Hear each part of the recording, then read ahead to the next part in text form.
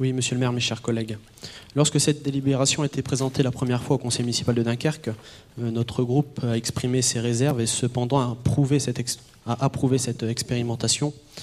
Cette délibération indique, au vu des premiers résultats encourageants, c'est quand même assez flou comme remarque, quels sont les indicateurs qui vous permettent de nous dire que la situation s'est améliorée et est-il possible d'obtenir un bilan des premières actions?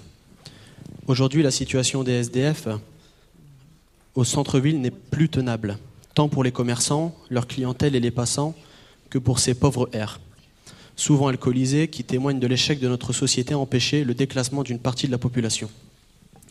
Cependant, un an plus tard, le résultat n'est pas à la hauteur, et l'actualité le démontre. J'ai ici un article de presse du 20 mars où on voit une intervention de la police municipale sur la place Jean-Bart, comme le titrait un journal local, et d'autres plus récentes où des violences entre SDF et certains où ils laissent la vie.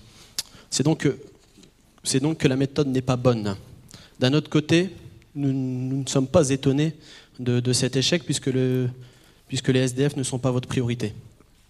Non, votre priorité à vous, c'est les logements, le relogement des populations clandestines qui viennent s'installer illégalement sur notre territoire.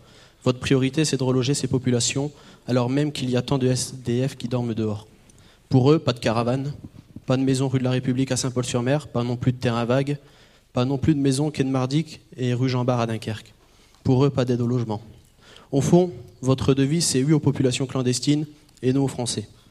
Nous vous invitons à revoir vos priorités politiques pour qu'enfin des mesures concrètes aboutissent pour ces personnes.